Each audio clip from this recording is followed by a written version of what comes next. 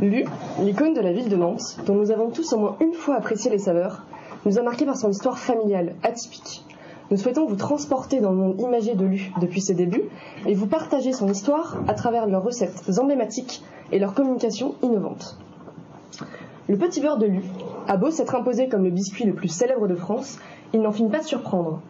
Et 130 ans plus tard, sa spécificité étonne toujours. Inspiré d'un apron, il n'a en effet pas été dessiné au hasard. 4 coins pour 4 saisons, 52 dents comme les 52 semaines de l'année, et 24 petits trous pour les 24 heures de la journée. Né de l'union de Jean-Romain Lefebvre et Pauline Isabelle Utile, la Maison Lu voit le jour en 1846, ainsi que son ambition de créer des biscuits de qualité. Leur modeste magasin situé en plein centre-ville va être le premier lieu du génie créatif de Lu. En inscrivant leur initiale Lu et la figurine de leur renommée sur leur panier en papier, ils assurent aux consommateurs la qualité et la provenance des produits. En 1882, lorsque Louis Lefebvre Utile reprend les rênes de l'entreprise, la biscuiterie prend une nouvelle envergure au niveau national.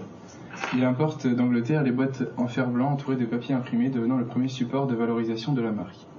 Pour susciter la gourmandise, rien de tel que de séduire l'œil, affirme Louis.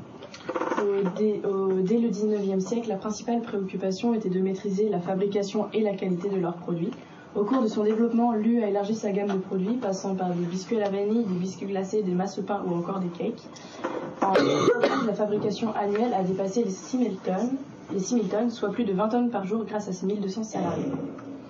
Chez Lu, l'actualité a toujours été un précurseur à la création de nouvelles recettes, comme lors de l'inauguration du tramway de Nantes en 1879.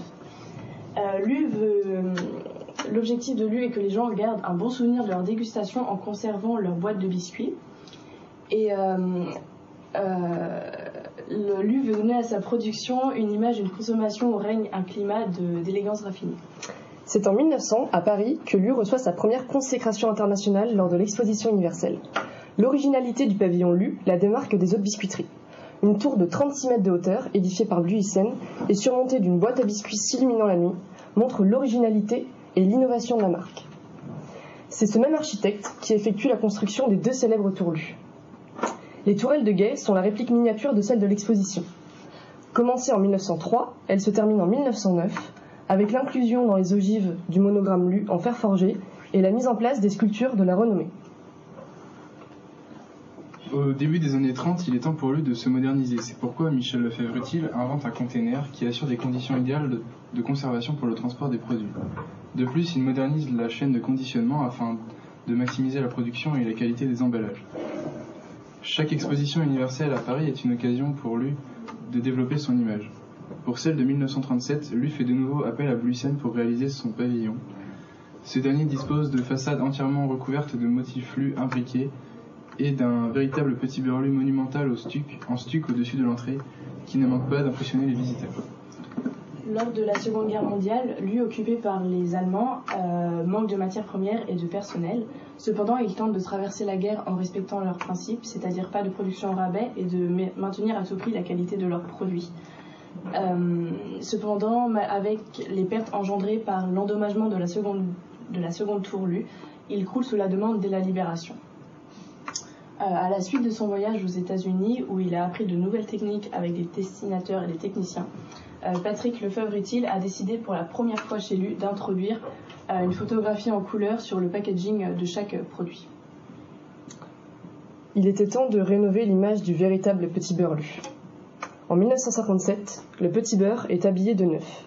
Changement de matériaux, de design, de couleur, le paquet retrouve un éclat, une nouvelle jeunesse, grâce à son fond blanc, son bandeau rouge à droite portant le monogramme Lu en blanc, et la photographie couleur du biscuit en perspective.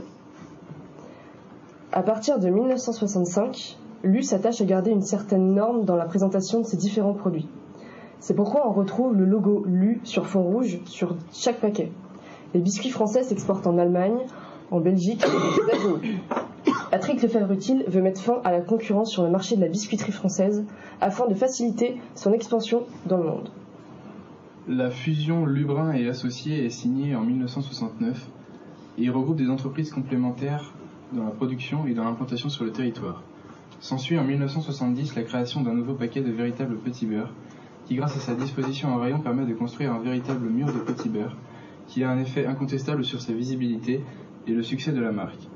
4 ans après, Lubrun et Associés devient Céraliments Lubrun, numéro 1 de la biscuiterie française.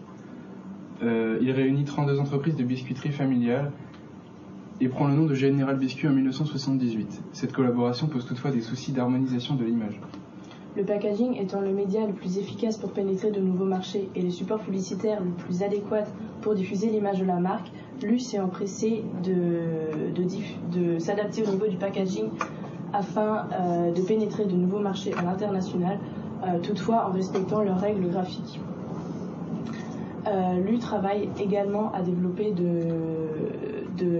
les tendances les plus actuelles. C'est le cas avec les emballages Pocket qui sont adaptés aux nouvelles exigences des consommateurs, qui ne sont plus liées à des rituels comme le goûter de 4 heures à la maison, mais qui sont soumises aux nouvelles exigences de la rapidité et de la mobilité de la vie contemporaine, comme manger en marchant. Marcher en marchant. Manger en marchant.